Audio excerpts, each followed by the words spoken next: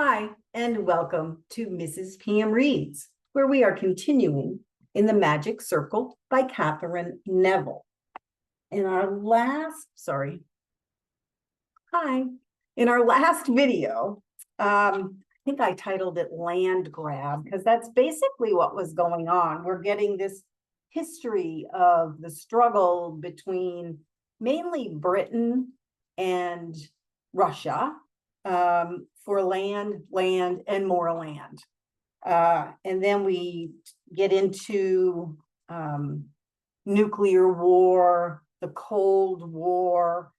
And that's it's basically just been a background because Ariel and Wolfgang are at a nuclear facility. So we ended with the Cold War. There was an off chance somebody might win. Okay. In our week of scheduled meetings, Wolfgang and I traversed a broad swath of central Russia, visiting facilities and meeting with groups and individuals that worked in various capacities within the nuclear field. And I discovered the Soviet government's gravest worry wasn't the operational safety of their power plants, but something I myself might be uniquely placed to deal with: the security of nuclear materials, especially those recycled from fuels and weaponry.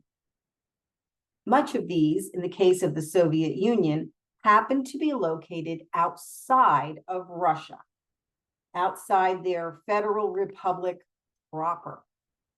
Russia Federal Republic, RFR. I'm not familiar with that. That's where I came into the picture. For almost 5 years, Oliver and I had been constructing a database designed to locate, classify, and monitor toxic, hazardous, and transuranic waste that had been produced by segments of the U.S. government and related industries. The project involved many groups around the country and the world, and we all shared expertise in our own Yankee version of Glasnost Perestroika.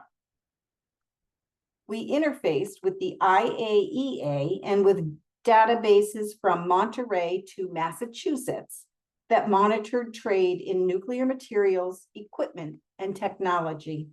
But our efforts were just beginning to explore the surface of a very deep wound. The secrecy and mistrust of the now waning Cold War period, I soon found, had left scars that were hard to erase, especially on Mother Earth. The horror stories were many. For years, the motto in the nuclear field had been, "The left hand knoweth not what the right hand doeth." The military shoved waste into landfill, where housing subdivisions were later built. Liquid waste from reactors was injected into the aquifers of rivers and such. But our Western military industrial predecessors seemed lily white, I learned, compared with their counterparts in Russia these past 40 years. While we'd long wrangled over how to locate and dig up waste, not to mention what to do with it once we found it, I learned in my week of traveling Russia that the Soviets had Satan ICBMs and Bear H bombers and thousands of stockpiled strategic warheads. They had numerous storage facilities for spent fuel assemblies, gaseous diffusion, and laser isotope plants for uranium enrichment, open pit and slurry mines, and in situ leaching of deep-seated uranium deposits. I don't know what any of that means, but it doesn't sound good.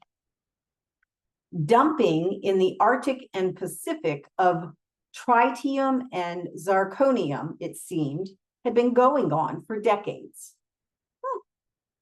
There were roughly 900,000 people employed in and at least 10 cities solely dedicated to the Soviet nuclear industry. there were more than 150 sites where fissile materials were used or produced, and plans on the books to double the number of commercial reactors within the next 20 years. And that was only the beginning.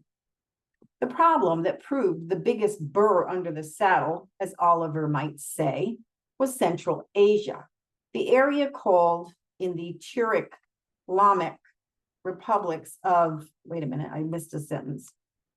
The area called in the Turek tongues of the region, Ortaya Asia, which included the 5 largely Islamic republics of Kazakhstan, Kyrgyzstan, Uzbekistan, Tajikistan, and Turkmenistan. Whew. When Karl Marx said religion was the opiate of the masses, he forgot how deeply the drug coursed in the veins of humanity, and that rhetoric had never proven any antidote. Russia's 10-year war of aggression against her Islamic neighbor, Afghanistan, the Russian Vietnam, in quotes, had only exacerbated this age-old spiritual material schism. To further fuel the fundamentalist fire, the Russian name for this same region, Srednya Asia, referred to only 4 of the republics, excluding Kazakhstan, which, with its large ethnic Russian population, they considered part of Russia. The Soviet Union's nuclear test sites were located in Kazakhstan, which shared a border with Xinjiang, the former Chinese Turkestan, with its own Islamic population, where China's nuclear testing had taken place. At Lop Nur in the high desert since 1964. The whole area was a powder keg. Russian operations outside the USSR looked no better.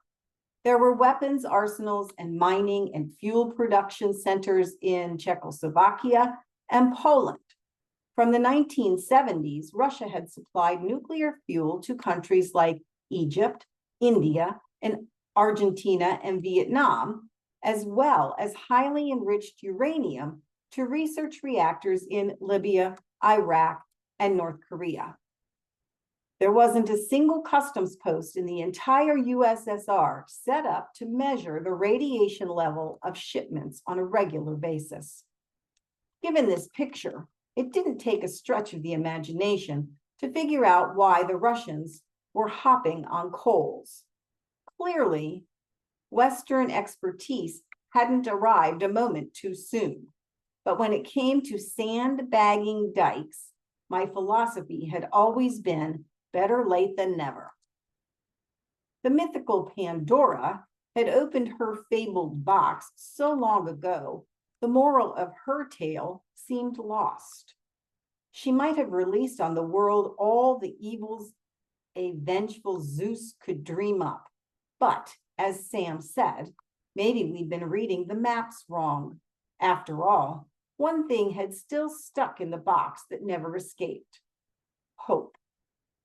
Looking at the picture from a different perspective, maybe hope really was still waiting for us inside the box. At least, I hoped so. I'm checking the time. We agreed with our Soviet fellow nukes to enter into the new spirit of problem sharing. What with the recent atmosphere of openness and cooperation, Soviet scientists were lately permitted to travel outside the Iron Curtain as never in the past.